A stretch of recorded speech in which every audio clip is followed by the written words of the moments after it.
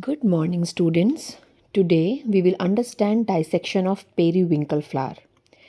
Periwinkle flower is called Sadabahar in Hindi. Periwinkle belongs to family Apocynaceae and its botanical name is Catharanthus roseus. First, we will observe whole flower. This is pedicel of flower. So flower here is pedicellate. This is calyx. Unit of calyx is sepal. This is corolla. Unit of corolla is petal. Flower is complete as both non-reproductive parts, that is calyx and corolla, and reproductive parts, that is androecium and gynoecium, is present in same flower. Flower is hermaphrodite also because of presence of androecium and gynoecium in same flower. Flower is pentamerous, that is parts of flower are present in number of 5. 5 sepals, 5 petals and 5 stamens also, which we will see later. Flower is actinomorphic, that is, it is having radial symmetry, which means flower can be divided into identical halves through multiple vertical planes passing through its center. Flower is hypogynous also, which means ovary is superior, that is, calyx and corolla are attached below the ovary in flower. Students, now we will dissect the flower and study further. So this is whorl of calyx with 5 sepals. You can see sepals are free, so polysepalous condition is present here.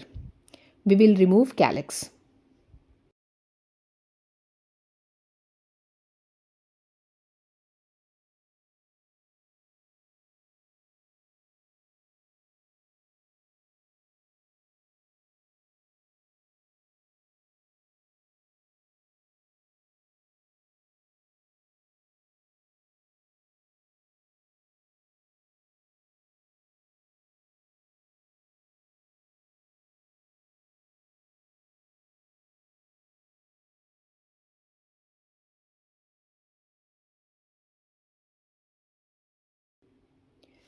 This is whorl of corolla with 5 petals.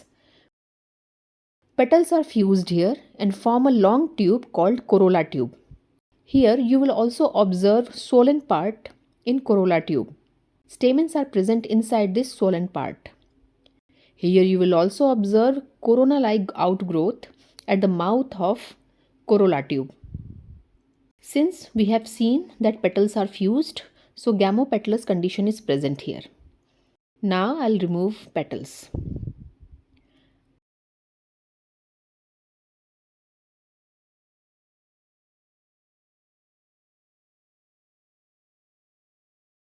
And I'll give incision in the corolla tube and stamens will be exposed.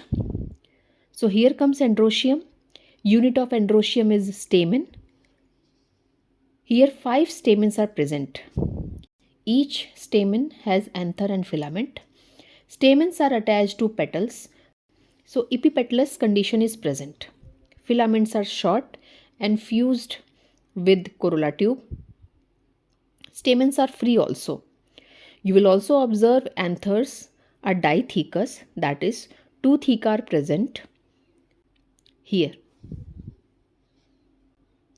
Now comes gynoecium. This is gynoecium with ovary, style and stigma. Gynoecium of periwinkle flower is bicarpellary, that is 2 carpels are present, and syncarpous, that is carpels are fused. But you must question here that we see 2 distinct carpels in the ovary. So how come the ovary is syncarpous? It should be apocarpous. So basically the reason is 2 ovaries here are separate below but united by common style and stigma. Ovary contains many ovules and marginal placentation is present here.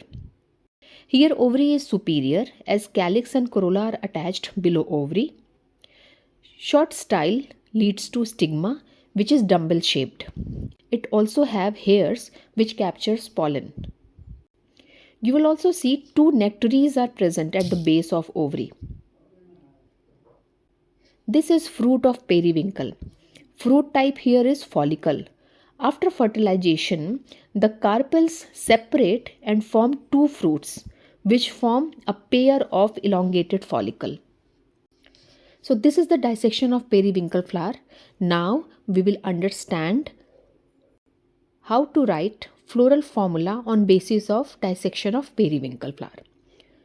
So students, we saw that periwinkle flower is having radial symmetry. So we call it actinomorphic flower and represent it with this sign. Then flower is bisexual or hermaphrodite. So we represent it with this sign. For calyx, 5 sepals are present. So we will write K for calyx, 5 for 5 sepals, and for corolla, 5 petals are present. So C for corolla, 5 for 5 petals, and we will put bracket to show fused petals. Now we will write A for androecium, 5 for 5 stamens. As we have seen that stamens are epipetalous, so we will attach androecium with corolla like this. We will write G for gynoecium, 2 for 2 carpels, bracket to show syncarpus or fused carpels. This line below to denote superior ovary. So students, this is all about periwinkle dissection.